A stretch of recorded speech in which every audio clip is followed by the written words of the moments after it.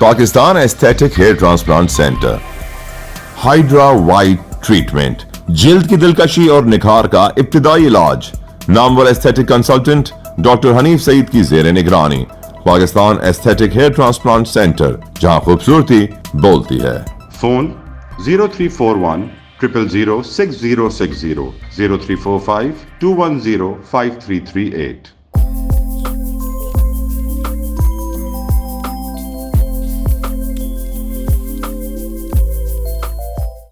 السلام علیکم۔ آج کی خبروں کے مطابق LDN کی خبروں پر کارروائی کا آغاز۔ سیکشن افسر 1 خادم حسین جندان برطرف۔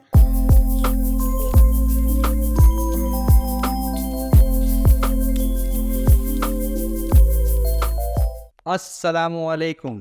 LDN کی خبروں اور خصوصی رپورٹ میں آپ کو خوش آمدید۔ نگراں وزیر اعلیٰ سندھ جسٹس ریٹائرڈ مقبول باقر نے MD کیٹ 2023 کے داخلہ ٹیسٹ کے نتائج منسوخ کر کے دوبارہ ڈاؤ یونیورسٹی آف ہیلتھ سائنسز کو ٹیسٹ لینے کی ہدایت دے دی۔ ٹیسٹ کی نئی تاریخ کا جلد اعلان کر دیا جائے گا، جبکہ منگل کو نگراں وزیر اعلیٰ نے 50 بیڈڈ ہسپتال 2A کوریڈور ملیر کے اچانک دورے کے بعد ہسپتال کے MS ڈاکٹر عبداللہ بروئی کو موقع پر ہی معطل کر کے جامع مکمل تحقیقات کا حکم دے دیا۔ عالمی ادارہ صحت کی ریجنل کمیٹی کے 70ویں اجلاس سے وفاقی وزیر صحت ڈاکٹر ندیم جان کا خطاب۔ پاکستان میں پہلی مرتبہ خصوصی سیکیورٹی سمٹ 1 اور 2 دسمبر کو اسلام آباد میں منعقد کروانے کا اعلان۔ سندھ نرسز ایگزامینیشن بورڈ کی کنٹرولر ارم شاد نے نرسنگ کے مختلف فیکلٹیز کے ضمنی امتحانات کے نتائج کا اعلان کر دیا۔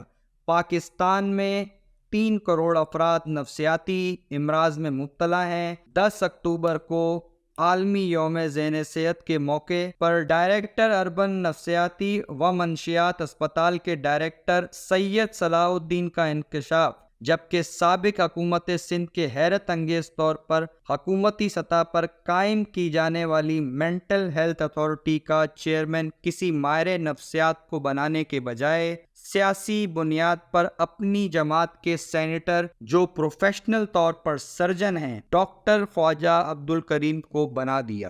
کالج آف فزیشینز اینڈ سرجنز کے صدر ڈاکٹر خالد سعود گوندل کی جانب سے شہید محترمہ بے نظیر بھٹو لیاری میڈیکل کالج کی پرنسپل پروفیسر ڈاکٹر انجم رحمان کو گزشتہ روز ان کی تدریسی، طبی اور بہترین انتظامی خدمات پر انہیں خصوصی اعزاز سے نوازا گیا۔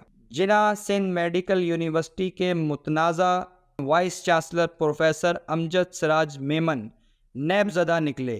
یہ سب کچھ اور مزید جاننے کے لیے آپ اب سراج الدین امجدی کی خصوصی رپورٹ ملاحظہ فرمائیں۔ السلام علیکم ورحمۃ اللہ وبرکاتہ۔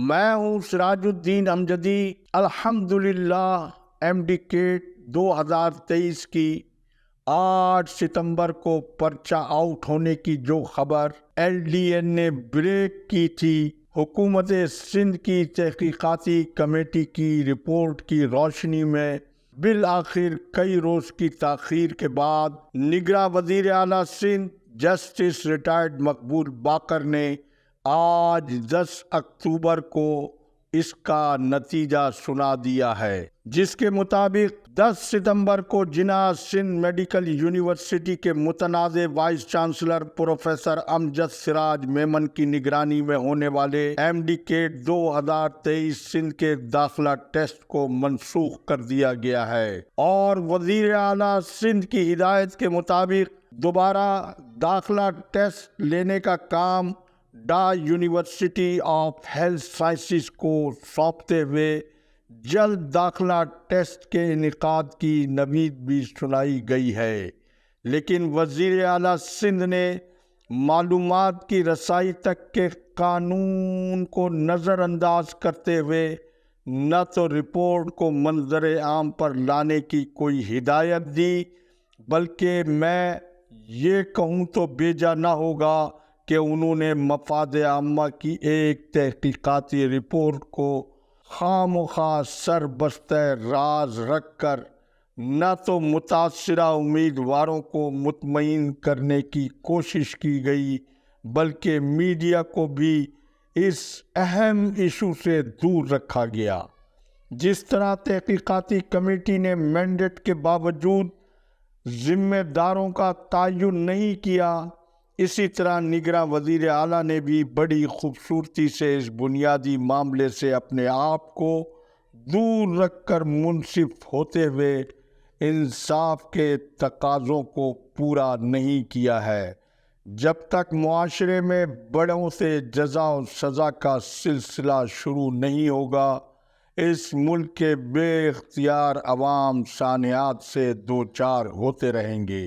ناظرین کرام، اب آپ LDN کی اسکرین پر نیب کے اس خط کا عکس دیکھیں جس کے مطابق جناح سندھ میڈیکل یونیورسٹی کے متنازع خلاف قانون وائس چانسلر پروفیسر امجد سراج میمن نیب زدہ نکلے۔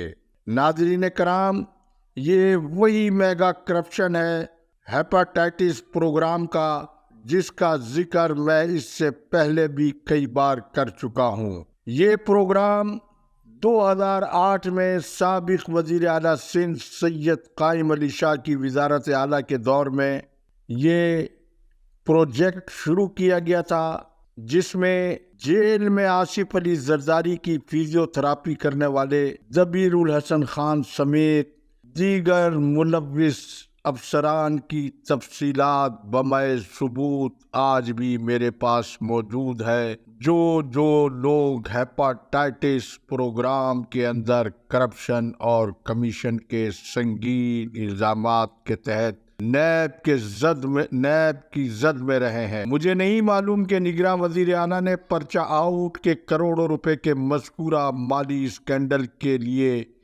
JTI بنانے کے بجائے اس کی تحقیقات FIA سے کروانے کا کیوں فیصلہ کیا ہے، جبکہ یہ سب کو معلوم ہے کہ FIA میں ڈیپوٹیشن پر پولیس والوں کی اکثریت موجود ہے، لہذا اس تحقیقات کا نتیجہ بھی حکومت سندھ کی تحقیقاتی کمیٹی سے کچھ مختلف نظر نہیں آ رہا ہے، جبکہ تاحال انٹر بورڈ کراچی نے سائنس گروپ پری میڈیکل کے نتیجے کا اب تک اجرا نہیں کیا ہے اور 2022 کے نتیجے میں تحقیقات زیر التوا ہے۔ اس خط کا بھی عکس آپ اسکرین پر ملاحظہ کر لیں۔ اس کے باوجود متنازع امتحانی نتیجے کے حامل امیدواروں کو 2023 میں حصہ لینے کی اجازت دینا 2023 کے امیدواروں کے ساتھ کھلی ناانصافی ہوگی۔ ناظرین کرام، آج کی رپورٹ کے آخری مرحلے میں ہیلتھ مینجمنٹ کیڈر اور قانون شکن ڈاکٹر سکندر علی میمن اور ان سب کے گرو مولا بخش شیخ naan cadre additional secretary technical محکمہ صحت سندھ میں قانون کی حکمرانی کے قیام کے لیے ان سب کا معاملہ طے کیا جانا بہت ضروری ہے۔ گو کہ اس تنازع کا ایک حصہ ہیلتھ مینجمنٹ کیڈر کا سندھ ہائی کورٹ میں بھی زیر سماعت ہے، لیکن یہ حکومت سندھ ہے یا حلوائی کی دکان؟ چیف سیکریٹری سندھ نے تاحال ریٹائرڈ ڈینٹل سرجن ڈاکٹر سعید کو لیگل فوکل پرسن کس بنیاد پر مقرر کر رکھا ہے؟ یہ کوئی بیرسٹر ہے، پروسیکیوٹر ہے، اٹارنی جنرل ہے؟